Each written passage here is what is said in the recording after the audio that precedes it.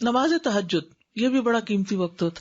تہجد کا معنی قرطبی رحمہ اللہ نے اللہ تعالیٰ کے اس قول کی تفسیر میں کہا وَمِنَ اللَّيْلِ فَتَهَجَّدْ بِهِ نَافِلَةً لَكَ عَسَىٰ أَن يَبْعَثَكَ رَبُّكَ مَقَامًا مَحْمُودًا، اور رات کے کچھ حصے میں پھر اس کے ساتھ بیدار رہو، اس حال میں کہ تمہارے لیے یہ زائد ہے، نافل ہے، ایکسٹرا نماز ہے آپ کے لیے، قریب ہے کہ تمہارا رب تمہیں مقام محمود پر کھڑا کرے. تو بلند مقام پانے کے لیے پھر زیادہ سجدوں کی ضرورت ہے.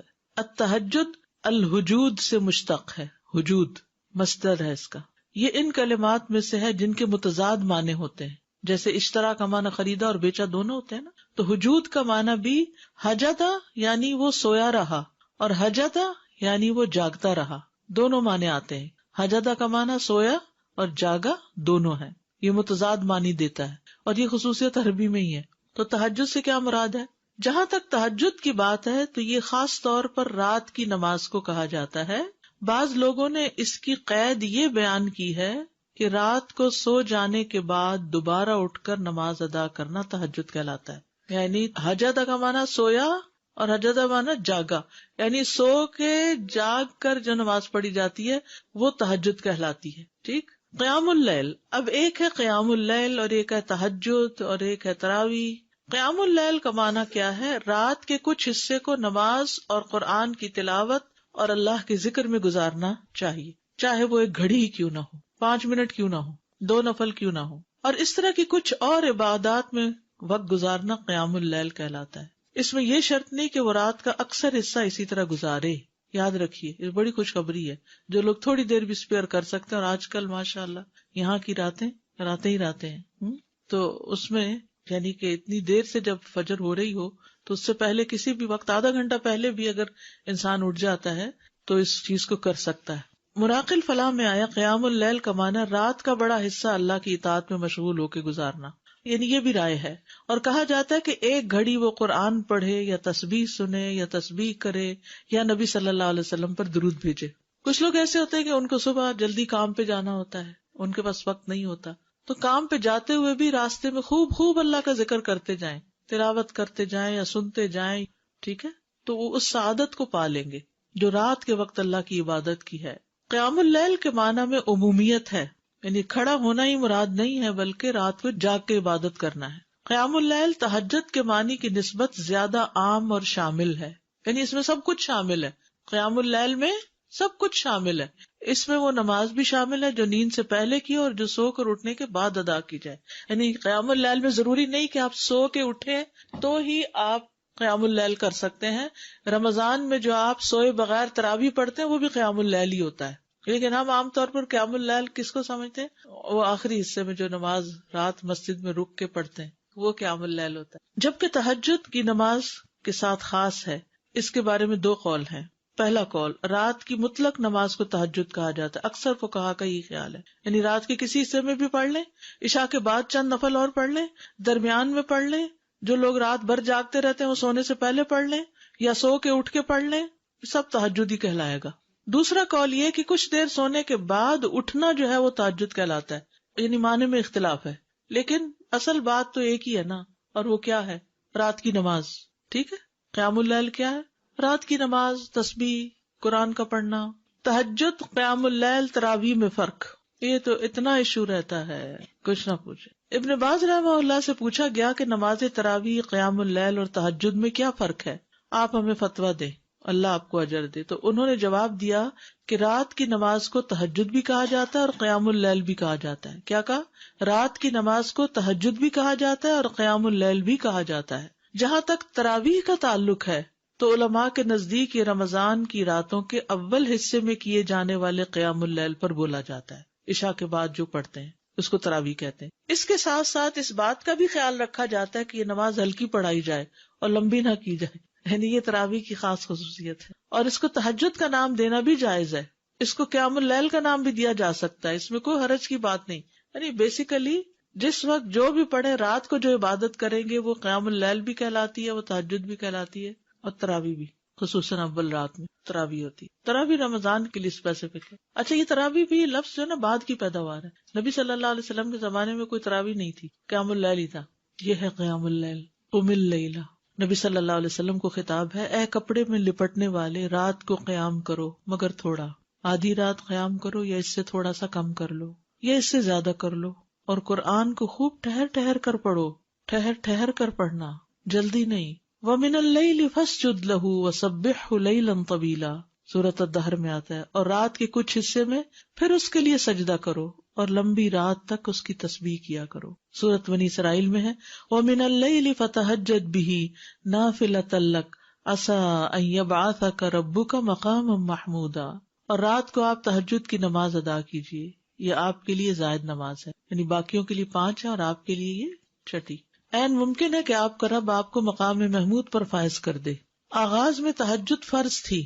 زرارہ سے روایت ہے کہ سعد بن ہشام بن عامر کہتے ہیں کہ میں نے عائشہ رضی اللہ عنہا سے کہا، مجھے رسول اللہ صلی اللہ علیہ وسلم کی رات کے قیام کے بارے میں خبر دیں، تو انہوں نے کہا، کیا تم یا ایھا المزمل نہیں پڑھتے؟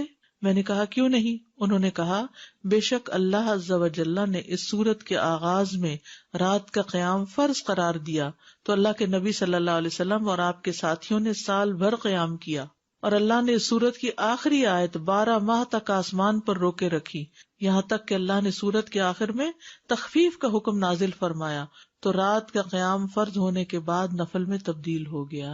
اس نے جان لیا کہ تم ہرگز اس کی طاقت نہیں رکھو گے، سو اس نے تم پر مہربانی فرمائی، تو قرآن میں سے جو میسر ہو پڑھو، چھوٹی سورت بڑی سورت جتنا بھی۔ اس نے جان لیا کہ یقیناً تم میں سے کچھ بیمار ہوں گے، کچھ دوسرے زمین میں سفر کریں گے، اللہ کا فضل تلاش کریں گے، بزنس ٹرپس، اور کچھ دوسرے اللہ کی راہ میں لڑیں گے، بس اس میں سے جو میسر ہو پڑھو، اور نماز قائم رکھو، اور زکوٰۃ دو، اور اللہ کو قرض دو، اچھا قرض دینا، اور جو نیکی بھی تم اپنی جانوں کے لیے آگے بھیجو گے اسے اللہ کے ہاں پاؤ گے کہ وہ بہتر اور ثواب میں کہیں بڑی ہے۔ نبی صلی اللہ علیہ وسلم کا اس تخفیف کو جاری رکھنا۔ حضرت عائشہ سے روایت ہے، کہتی ہیں کہ رسول اللہ صلی اللہ علیہ وسلم آدھی رات کو گھر سے نکلے اور مسجد میں نماز پڑھی، کچھ لوگوں نے بھی آپ کی نماز کے ساتھ نماز ادا کی۔ صبح کو لوگوں نے اس بارے میں بات چیت کی، چنانچہ دوسری رات لوگ پہلے سے زیادہ جمع ہو گئے۔ رسول اللہ صلی اللہ علیہ وسلم دوسری رات بھی باہر تشریف لائے اور لوگوں نے آپ کی نماز کے ساتھ نماز پڑھی، لوگ صبح اس کا تذکرہ کرتے رہے۔ تیسری رات مسجد میں آنے والے اور زیادہ ہو گئے، آپ باہر تشریف لائے اور لوگوں نے آپ کی نماز کے ساتھ نماز پڑھی۔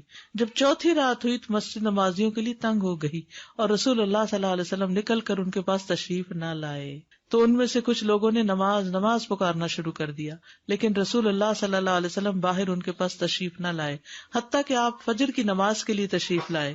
پھر جب فجر کی نماز پوری کر لی تو لوگوں کی طرف متوجہ ہوئے، پھر شہادتین پڑھ کر فرمائے خطبہ دیا، اما بعد، آج رات تمہارا حال مجھ سے مخفی نہ تھا، یعنی مجھے پتا تھا تم انتظار کر رہے ہو، لیکن مجھے ڈر ہوا کہ رات کی نماز تم پر فرض نہ کر دی جائے، پھر تم اس کی ادائیگی سے عاجز آ جاؤ، تو اس لیے میں نہیں نکلا۔ کتنا خیال تھا کہ امت مشقت میں نہ پڑے، ورنہ اس وقت کے لوگوں کی تو ہمتیں اور تھی، شوق میں وہ پڑھ لیتے اور پھر ہم سب پر بھی ایک ذمہ داری عائد ہو جاتی۔ کئی لوگ کہتے ہیں نا، کیا تراویح پڑھیں، ضروری ہے تراویح پڑھنا، اور یہ جماعت سے کیوں پڑھتے ہیں آپ لوگ؟ نبی صلی اللہ علیہ وسلم تو اپنے نفل اکیلے پڑھتے تھے۔ بھئی یہ 3 دن جو پڑھایا، یہ اس وجہ سے پڑھایا تاکہ جماعت سے پڑھنے کا بھی ایک جواز ہو۔ ایک خاتون بہت پریشان میرے پاس آئی اور ماشاءاللہ بہت پڑھی لکھی سمجھدار خاتون، کہتی میں ساری زندگی تراویح کا اہتمام کرتی رہی ہوں، ریسنٹلی کسی نے مجھے شک میں ڈال دیا کہ جی تراویح کا تو لفظ ہی نہیں ہے قرآن و سنت میں، اور جماعت سے پڑھنے کا کہاں حکم ہے، اور اس قسم کی بہت سی باتیں۔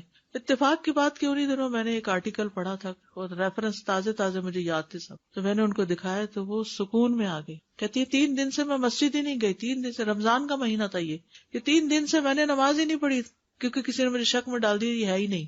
آپ نے اس لیے نہیں مسلسل جماعت سے پڑھوائی کہ کئی لوگوں پہ فرض ہی نہ ہو جائے، یہ رمضان ہی کا موقع تھا، اور پھر حضرت عمر رضی اللہ عنہ نے سب کو اس پر اکٹھا کیا، ورنہ کیا ہوتا تھا کوئی کہیں پڑھا رہا ہے، کوئی کہیں پڑھ رہا ہے، کوئی کہیں، تو وہ ایک اجتماعیت کی جو روح ہوتی ہے وہ پھر اس طرح پیدا ہوئی۔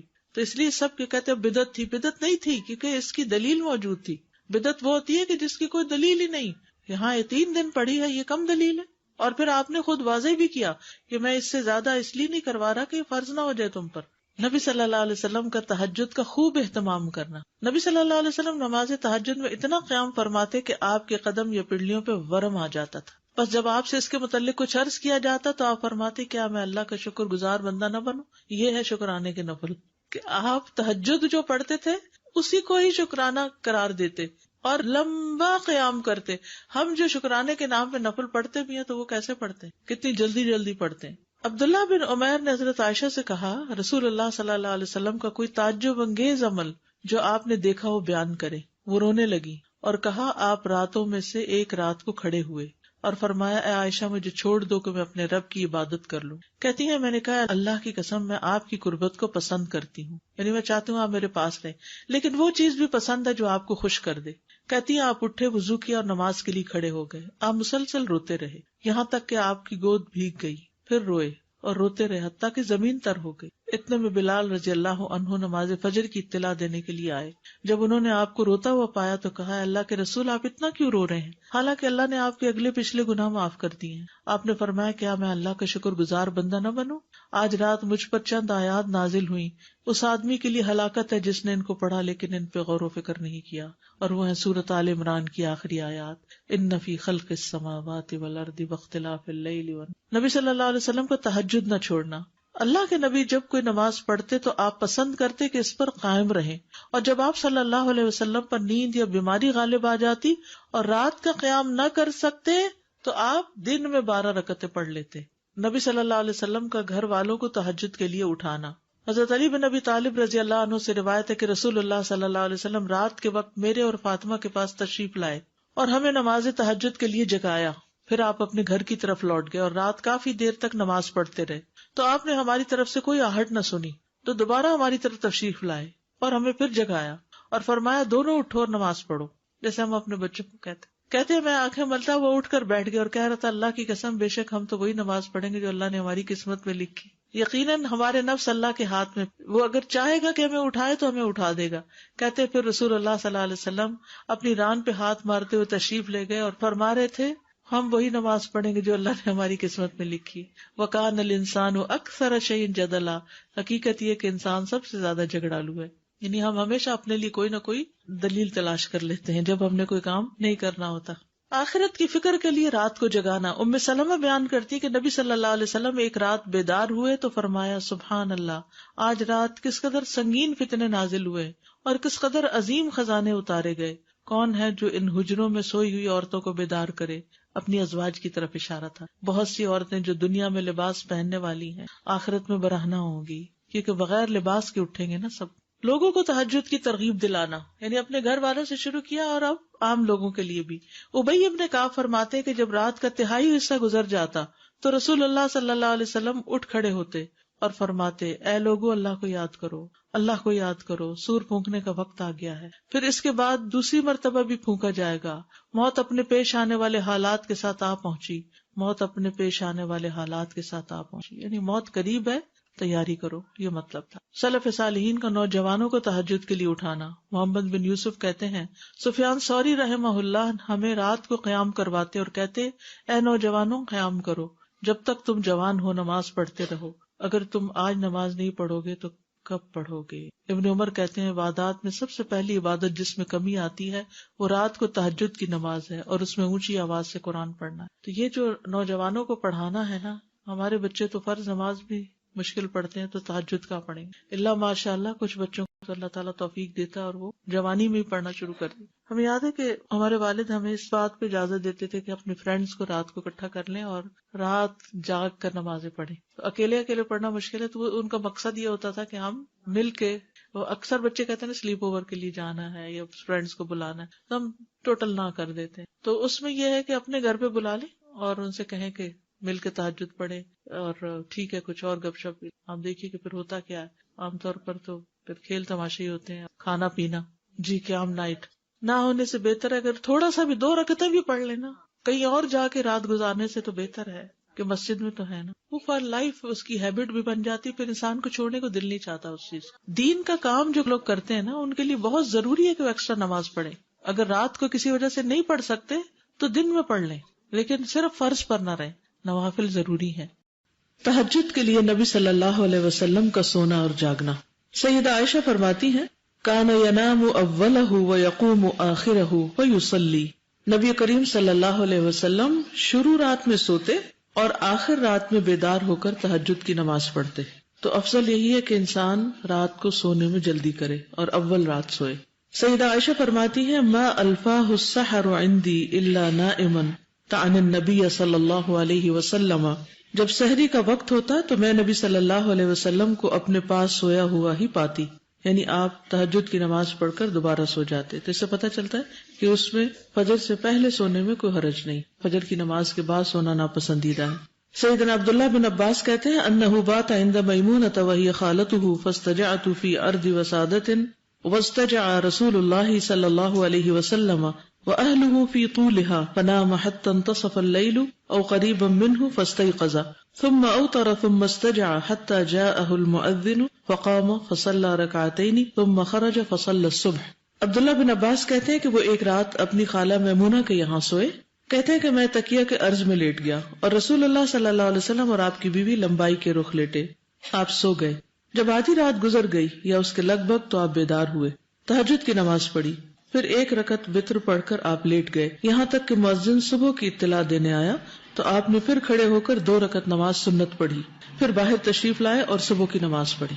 تو اس سے یہ پتہ چلتا ہے تہجد پڑھنے کے بعد تھوڑا سا اور آرام کر کے پھر فجر کی سنتیں پڑھی جا سکتی ہیں.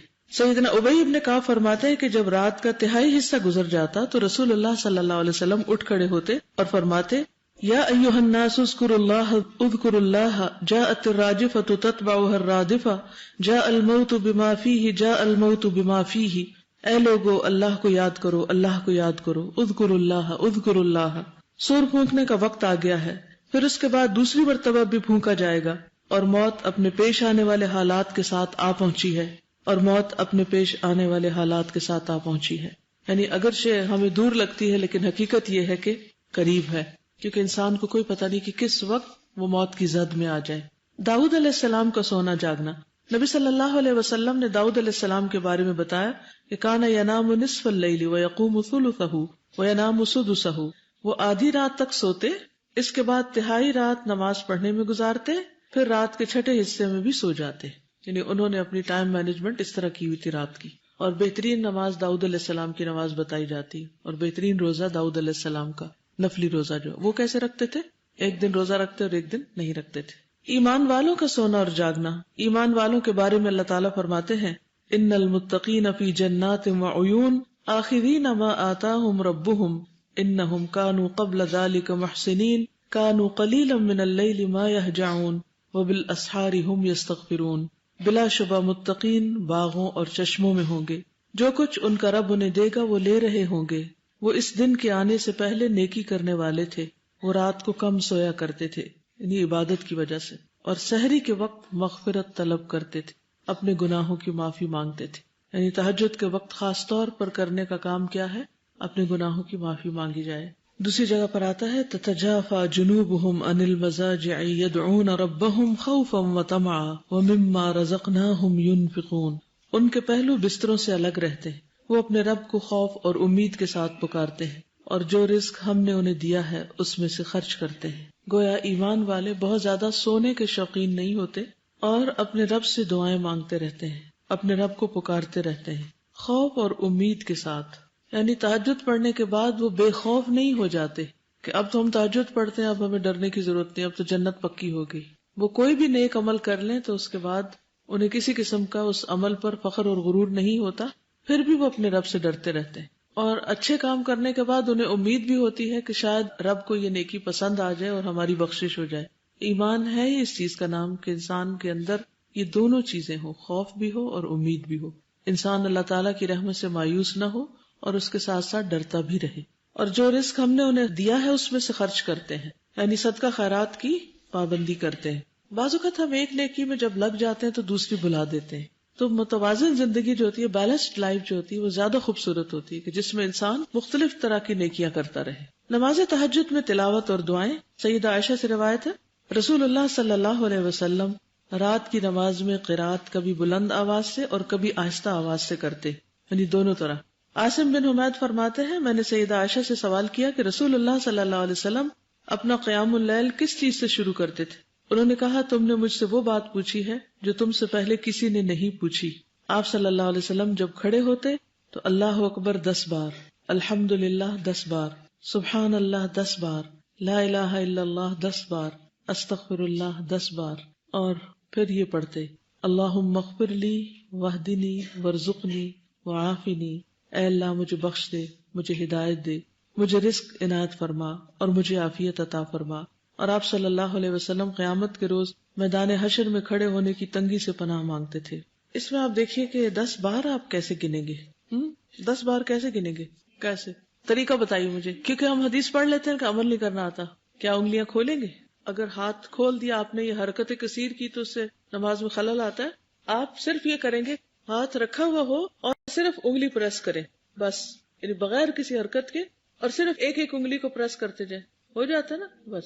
پھر دوسرے ہاتھ کی، تو 10 ہو گئے، یا ایک ہی ہاتھ کو 2 دفعہ۔ بعض اوقات جو لوگ جلدی بھول جاتے ہیں یا زیادہ بھول جاتے ہیں تو وہ مجبوراً دوسرا ہاتھ بھی استعمال کر لیں، ورنہ بہتر یہ کہ دائیں ہاتھ پر ہی دونوں دفعہ گنا جائے۔ ٹھیک، تو اب اس میں آپ کو نہ ہاتھ کھولنا پڑے گا، نہ انگلیاں زیادہ ہلیں گی، اور 10 بار بھی ہوتا جائے گا۔ ٹھیک ہے، چلیے۔ دعائے استفتاح برائے تہجد، یہ بھی دعائے استفتاح ہی ہے۔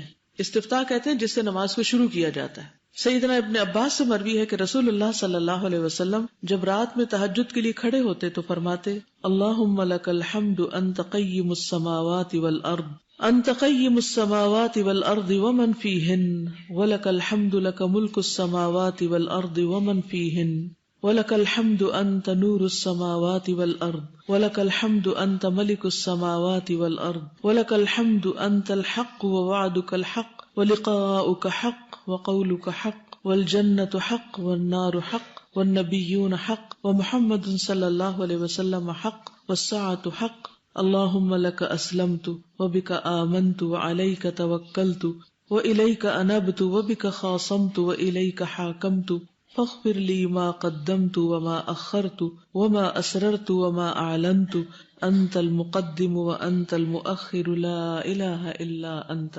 اے اللہ، ہر طرح کی تعریف تیرے ہی لیے ہے، تو آسمانوں اور زمین اور جو کچھ ان دونوں کے درمیان ہے ان کا سنبھالنے والا ہے، اور تیری ہی تعریف ہے۔ آسمانوں اور زمین اور ان کے درمیان کی تمام چیزوں پر حکومت تیرے ہی لیے ہے، اور تیری ہی تعریف ہے۔ تو نور ہے آسمانوں اور زمین کا، اور تیری ہی تعریف ہے۔ تو بادشاہ ہے آسمانوں اور زمین کا، اور تیری ہی تعریف ہے۔ تو سچا ہے اور تیرا وعدہ سچا ہے، اور تیری ملاقات برحق ہے، اور تیری بات سچی ہے، اور جنت برحق ہے اور دوزخ برحق ہے، اور تمام پیغمبر سچے ہیں، اور محمد صلی اللہ علیہ وسلم سچے ہیں، اور قیامت برحق ہے۔ اے اللہ، میں تیرا فرما بردار ہوں، میں تجھ پر ایمان لایا ہوں، اور میں نے تجھ پر بھروسہ کیا ہے، اور میں تیری ہی طرف رجوع کرتا ہوں، اور تیری ہی مدد سے مخالفین کے ساتھ جھگڑتا ہوں، اور تجھی سے فیصلہ چاہتا ہوں۔ تو میرے اگلے پچھلے پوشیدہ اور ظاہر گناہوں کو معاف فرما دے۔ تو ہی آگے کرنے والا اور پیچھے رکھنے والا ہے، کوئی معبود نہیں مگر تو ہی ہے۔ بہت ہی خوبصورت الفاظ میں نبی صلی اللہ علیہ وسلم نے اللہ سبحانہ وتعالیٰ کی حمد بیان کی ہے، اللہ تعالیٰ کی تعریف بیان کی ہے۔ اور یہ دعا آپ کہاں پڑھا کرتے تھے؟ یعنی اللہ اکبر کہہ کے ہاتھ باندھ کر پڑھا کرتے تھے سورۃ الفاتحہ سے پہلے تہجد کے وقت۔ اور اسی طرح جو پچھلی دعا ہے یہ بھی اسی جگہ پر پڑھنے کی دعا ہے، یعنی اپنا قیام اس سے شروع کرتے تھے، ان اذکار سے شروع کیا کرتے تھے۔ اس دعا پر اگر آپ غور کریں تو اس کے 3 حصے ہیں۔ پہلے حصے میں حمد بیان کی گئی ہے، دوسرے حصے میں اپنے ایمان کا اظہار ہے اور ان تمام چیزوں کی حقیقت کو تسلیم کیا گیا ہے جو واقعی حق ہے اور سچ ہے، اور تیسرے حصے میں دعائیں مانگی گئی ہیں۔ حمد کا انداز بھی بہت خوبصورت ہے، اور پھر ان تمام حقیقتوں کا اعتراف اور اقرار بھی بہت خوبصورت ہے، اور اس کے بعد جو کچھ مانگا گیا ہے وہ اپنے گناہوں کی معافی ہے۔ بیسیکلی اللہ تعالیٰ پر توکل اور اسی پر بھروسہ، اور پھر اپنی خطاؤں کا اعتراف اور بخشش کی درخواست۔ یہ جو آخری حصہ ہے، انت المقدم وانت المؤخر لا الہ الا انت، تو ہی آگے کرنے والا ہے اور تو ہی پیچھے کرنے والا ہے۔ کیا مطلب ہے تو ہی آگے کرنے والا ہے؟ کس چیز میں آگے کرنے والا ہے؟ نیکیوں میں اور دنیاوی نعمتوں میں، جتنی بھی نعمتیں ہیں ان میں۔ بعض اوقات ایسا ہوتا ہے نا کہ آپ کسی چیز میں، کسی فیلڈ میں آگے بڑھ جاتے ہیں، اور بعض اوقات کوشش کے باوجود پیچھے رہ جاتے ہیں، تو اس وقت پھر ہمارا طرز عمل کیا ہونا چاہیے، ہماری سوچ کیا ہونی چاہیے، یا ہمارا رویہ کیا ہونا چاہیے؟ اور یہاں پر کیا حکمت ہے کہ ساری باتیں کرنے کے بعد فرمایا انت المقدم وانت المؤخر لا الہ الا انت۔ جی، یعنی کہ اگر ہم نیکیوں میں آگے بڑھ رہے ہیں تو اللہ کی توفیق سے ہی، اگر اس نے کچھ دیا، آگے بڑھنے کا موقع دیا، تو بھی اس میں اللہ کی حکمت ہے۔ یعنی ہم نے سب کچھ کر لیا لیکن اب معاملہ اللہ پہ چھوڑ دیا، یعنی ایک طرح سے مکمل بھروسے کا اظہار ہے، مکمل اعتماد۔ اور زندگی میں ایسا ہوتا ہے نا کہ کبھی انسان آگے بڑھتا ہے اور کبھی پیچھے رہ جاتا ہے، ایسا ہوتا ہے یہ تو نہیں کبھی ہوتا کہ ہمیشہ آپ اپنی مرضی سے ہی جہاں چاہیں آگے بڑھتے چلے جائیں. اور استاذہ اس میں یہ بات بھی ہے کہ چونکہ ہر وقت یا تو ہم آگے بڑھ رہے ہوتے ہیں یا پیچھے ہو رہے ہوتے ہیں، اور یہ پوری دن میں ہر ٹائم ایسے ہو، کبھی نیکی میں آگے ہیں کبھی پیچھے، کبھی کسی اور کام میں آگے ہیں کبھی پیچھے. کبھی ٹائم سے آگے کبھی اتنی پیچھے. امپورٹنٹ بات ہے کہ اگر ہم پیچھے بھی ہو رہے ہیں تو بھی ہمارا یقین اللہ پہ ہی ہونا اس میں چاہیے، بھی کوئی خیر ہے. خیر ہے. اور اگر ہم آگے بڑھ رہے ہیں تو بھی ہم کسی بھی تکبر کسی چیز کا شکار نہ ہو کہ اللہ ہی کی ذات ہے جو آگے بڑھانے والی ہے اور پیچھے کرنے والی ہے. بالکل. تو ہر روز صبح اگر یہ سبق یاد کر لیں تو کسی سے شکوہ شکایت نہ رہے.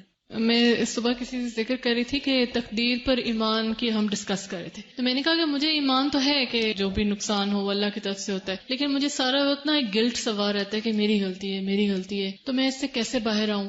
پھر میں نے ان سے کہا کہ اچھا اللہ تعالیٰ ہی سکھائیں گے مجھے کہ یہ میں اس کو بیلنس کر پاؤں. تو اس میں کتنا اللہ نے سکھا دیا کہ پہلے آپ اپنی غلطیوں کی معافی بھی پوری مانگ رہے ہیں، اور اس کے بعد پھر اللہ کو یہ کہہ رہے ہیں کہ جس چیز میں آپ چاہتے ہیں مجھے آگے کر دیتے ہیں، جس چیز میں چاہتے ہیں مجھے پیچھے، کیونکہ انسان کبھی بھی ہر چیز میں آگے نہیں ہو سکتا نا. اس سے مجھے یہ زیادہ سمجھ میں آ رہی ہے کہ اب میں تہجد میں کھڑی ہوں تو یہ آپ نے مجھے آگے کر دیا، اور اگر کوئی میں نیکی میں پیچھے ہوں کسی چیز میں، وہ بھی پھر میں آپ کی رضا سے ہی. عام طور پہ ایسا ہوتا ہے کہ جو کچھ حالات ہمارے ساتھ پیش آ رہے ہوتے ہیں ہم انہیں ایکسپٹ نہیں کر پاتے.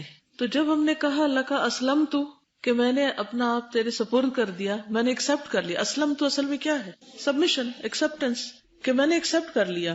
تو پھر اس کے بعد جو بھی حالات ہیں میرے ساتھ میں ان پہ راضی ہوں. رضیت باللہ ربا وبالاسلام دین وبمحمد النبی. تو یہ جو رضا کی کیفیت ہے، کیونکہ بعض اوقات آپ نیکی کے معاملات میں بھی کئی دفعہ کافی کوشش کرتے ہیں کہ مثلا ایک دعا آپ کو یاد ہو جائے، لیکن وہ نہیں ہوتی، کوشش کے باوجود نہیں کر پاتے.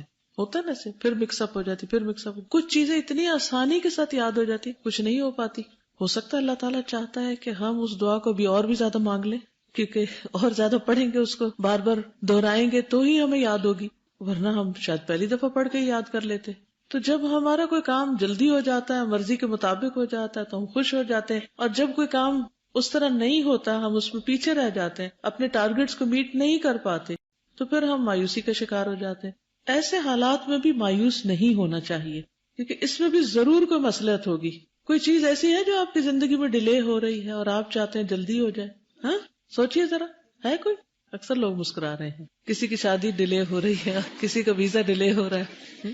تو پھر جب وہ چیز نہیں ہوتی جو ہم چاہتے ہیں تو پھر ہماری کیفیت کیا ہوتی ہے، پھر ہمارا ری ایکشن کیا ہوتا ہے؟ عموماً جھنجھلاہٹ، کیوں نہیں ہوا، اب اس کو ہو جانا چاہیے. صبر نہیں رہتا نا. انت المقدم و انت المؤخر، اس ڈیلے میں بھی فائدہ ہے. اور اس وقت نہیں سمجھ آتا کہ اس میں کیا فائدہ ہے، کئی سال بعد جا کے سمجھ آتا ہے کس قدر فائدہ تھا. مثلا آپ کو کچھ نئی چیز سیکھنے کا موقع مل جاتا ہے، کوئی ایسی چیزیں انسان کو حاصل ہو جاتی ہیں کہ جو جلدی میں تو ہو ہی نہیں سکتی تھی.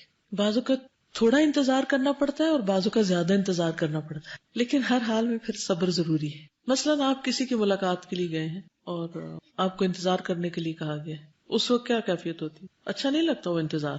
یا کبھی اپنی باری کا انتظار کرنا پڑتا ہے تو اچھا نہیں لگتا وہ انتظار، لیکن اس میں کیا حکمت ہوتی؟ کیونکہ ہمیں اس وقت نہیں سمجھ آ رہی ہوتی نا، کیونکہ ہماری توجہ اس وقت غور و فکر پر نہیں ہوتی، ہماری توجہ اس وقت مقصد پہ ہوتی ہے، یا وہ چیز جو ہم پانا چاہتے ہیں اس پہ ہوتی ہے کہ یہ جلدی سے مل جائے. اور آپ نے دیکھا ہوگا کہ بہت ساری چیزیں اگر زندگی میں قبل از وقت ہونے لگے، وقت سے پہلے انسان کو مل جائے تو وہ انسان کے لیے نقصان دہ ہو جاتی ہے. ہم نے تو اپنے لیے سوچا ہوتا ہے کوئی نیکی یا کوئی اچھائی یا کوئی ہم یہ کریں گے، لیکن اللہ تعالیٰ ہمیں ڈفرینٹ حالات میں رکھ کے کچھ اور طرح سے تربیت کرنا چاہ رہے ہوتے ہیں. بالکل. اور وہ کچھ حالات واقعات ایسے پیش آتے ہیں کہ جس کی وجہ سے ہم زیادہ سیکھ لیتے ہیں، پھر اس کے بعد وہ چیز حاصل زیادہ بہتر طور پر پھر ہینڈل بھی کر سکتے ہیں اس کو. استاذہ مجھے ایسے لگ رہا تھا کہ یہ جو آخری حصہ ہے نا، یہ اس سے تھوڑا سا جو پچھلا ہے نا اس کے ساتھ لنکڈ ہے، یعنی جس میں ہم کہتے ہیں کہ میں تجھ پہ ایمان لایا، تجھ پہ بھروسہ کیا، میں تیری ہی طرف رجوع کرتا ہوں، تیری ہی مدد سے مخالفین کے ساتھ جھگڑتا ہوں، اور پھر تجھ ہی سے فیصلہ چاہتا ہوں. یعنی اپنی تمام چیزیں اس کے حوالے کیا. اور ایک اور چیز جو مجھے اس پورے میں نظر آ رہی تھی کہ یہ دن رات کا ایک تعلق ہے جو اللہ سبحانہ تعالیٰ سے جڑا ہوا ہے، اور پھر اس کی پوری ترتیب نبی پاک صلی اللہ علیہ وسلم کی لائف میں مجھے لگ رہا ہے کہ وہ ایک سیکنڈ بھی جب وہ اپنے شعور میں ہوتے ہیں تو ان کا تعلق اللہ سبحانہ تعالیٰ سے جڑا ہوا ہوتا ہے، خصوصاً تنہائی کے لمحات میں، تو وہ سبحان اللہ سبحان ربی ہی کہتے چلے جا رہے ہیں. تو جب ہم نے یہ سب کہہ لیا اور اللہ سے تعلق ہے تو پھر اب رجوع بھی اسی سے ہے، اسی سے جھگڑا کیا، خاموشی، فیصلہ، ہر کچھ. تو پھر اب جو بھی ہوگا، اب وہ چاہے آگے کرے چاہے پیچھے کرے، ہر ایک میں خیر ہی خیر ہے. جزاک اللہ خیر. اس میں آپ دیکھیے کہ ہم اکثر جھگڑے کی حالت میں بھی ہوتے ہیں. کبھی اپنے سے جھگڑ رہے ہوتے ہیں، کبھی دوسروں سے. کبھی آپ کا ہوا کسی سے جھگڑا؟ بہت ہوتا ہے ہر روز کوئی نہ کوئی. کبھی بچوں سے جھگڑ رہے ہوتے ہیں، کبھی بڑوں سے، کبھی دوستوں سے، کبھی کسی سے. جھگڑا چلتا رہتا ہے نا. تو اس میں کیا ہے کہ وبک خاصمت و الیک حاکمت فاغفر لی ما قدمت وما اخرت. کیونکہ جھگڑے میں ہم اپنے آپ ہی کو حق پر سمجھتے ہیں اور ہم سمجھتے ہیں ہمارے ساتھ زیادتی ہو رہی ہے. فاغفر لی ما قدمت وما اخرت. ایون دو اگر ہمارے ساتھ بھی ہو رہی ہے تو بھی بخشش مسائل کا حل ہے. جب کسی بھی کام میں رکاوٹ آئے تو صرف لڑائی جھگڑے سے وہ حل نہیں ہوتی، اللہ کی طرف رجوع کرنے کی ضرورت ہوتی. اور پھر انت المقدم و انت المؤخر. اللہ چاہے تو فیصلہ جلدی سامنے آئے، اللہ چاہے تو اس میں تاخیر ہو جائے. اسی جلد بازی کو کنٹرول کیا گیا. اس میں ہماری برداشت کو بڑھائی جا رہا تھا. اس میں بھی فائدہ ہوتا ہے نا، یعنی ایک چیز بڑھے یا دوسری، لیکن فائدہ ہی فائدہ ہے. استاذہ کل ایک خاتون آئی، بہت ہی زیادہ پریشان تھی. تو وہ کہنے لگی کہ میں اپنا گھر چھوڑ آئی ہوں، یا میں خودکشی کر لوں گی اور یا میں. تو میں نے انہیں کہا کہ آپ کو پریشانی کیا ہے نا. تو انہوں نے بتایا کہ 22 سال پہلے میرے ہسبینڈ فوت ہو گئے تھے اور اس کے بعد میں نے بہت محنت کے ساتھ اپنے بیٹے کی پرورش کی، لیکن اب میرا بیٹا جو ہے وہ بہت زیادہ نافرمان ہے. ہر چیز ہے اب اس کے پاس، مگر وہ بہت ہی زیادہ سنگ دل ہے. تو میں اب بالکل نہیں رہ سکتی اس گھر میں. تو میں نے انہیں کہا کہ آپ دیکھیں کہ نتائج بہت ساری چیزوں میں ہمارے ہاتھ میں نہیں ہوتے، ہمارے ہاتھ میں کوشش ہوتی ہے. صرف آپ نے اپنی طرف سے کوشش کی، آپ دعائیں بھی کریے، دعائیں جاری رکھیں. پھر میں نے انہیں نا قرآن مجید سے نوح علیہ السلام کی اور ایک دو اس طرح کی مثال دی. تو وہ ساری باتیں سننے کے بعد آخر میں انہوں نے مجھے کہا کہ میں اتنی مایوس تھی آج، اور مجھے یوں لگا کہ ہم مایوس اس وقت ہوتے ہیں جب ہم نتیجہ اپنے ہاتھ میں سمجھتے ہیں. نتائج کے اعتبار سے ہمارے ہاتھ میں کچھ نہیں ہے، ہمارے ہاتھ میں صرف کوشش ہے.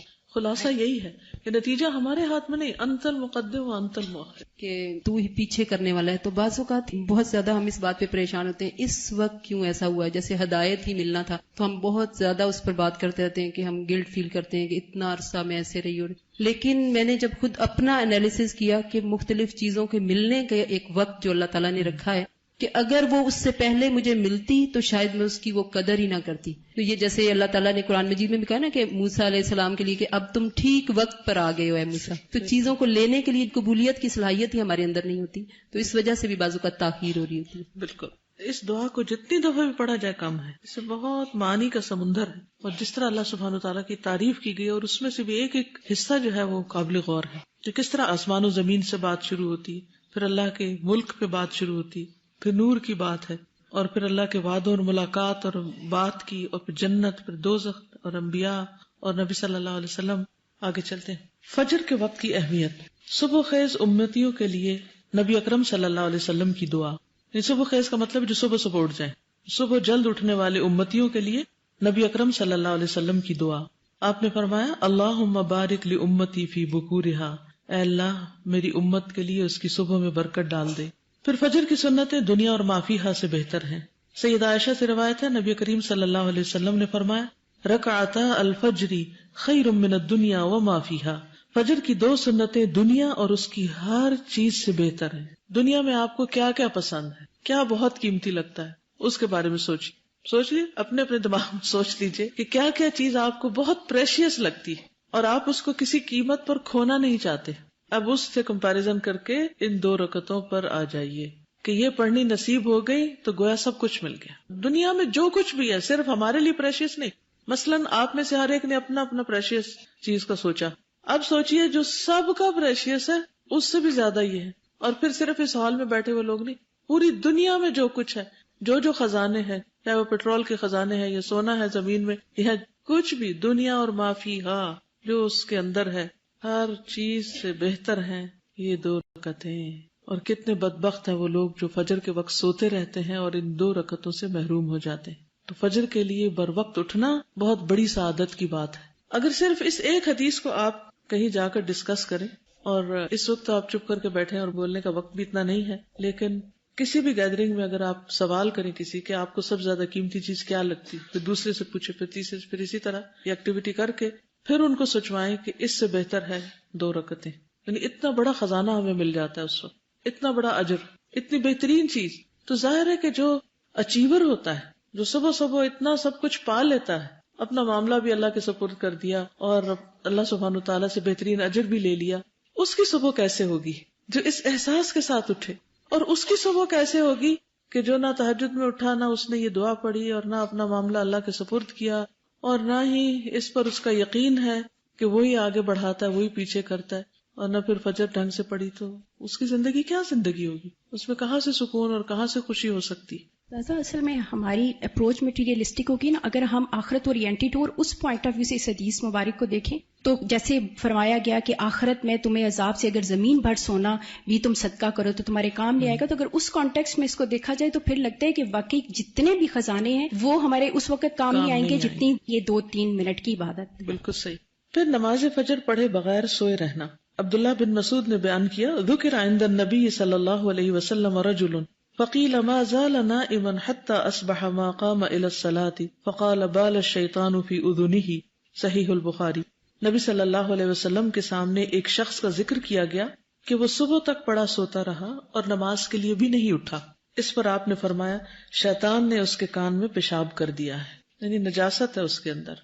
اب دو لوگ ہیں، ایک وہ ہے جو فجر کی نماز پڑھ کے آ رہا ہے اور دوسرا وہ جو بغیر پڑھے آ رہا ہے اور سویا رہا ہے، تو ان دونوں کی کیفیت ایک جیسی تو نہیں ہو سکتی، تو اس دوسرے شخص سے خیر کی کیا توقع رکھ سکتے ہیں آپ؟ فجر کی سنتوں کے بعد دائیں پہلو پر لیٹنا۔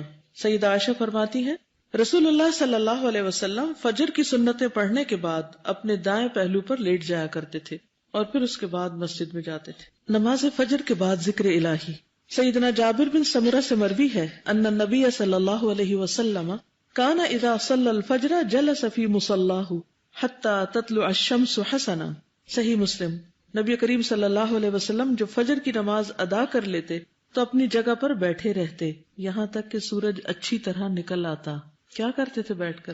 جو صبح شام کے اذکار ہیں ان کا وقت کیا ہے؟ صبح کا سورج نکلنے سے پہلے پڑھنے ہوتے ہیں۔ نوٹ کر لیجئے بات، کیونکہ بہت سے لوگوں کے ہاتھ میں ایاک نستعین دیکھتی ہوں سورج نکلنے کے بعد، تو ان کو پڑھنے کا اصل وقت سورج نکلنے سے پہلے تک کا ہے۔ اگر کسی وجہ سے مس ہو جائے تو بعد میں پڑھ لیجئے، لیکن اصل وقت وہی ہے۔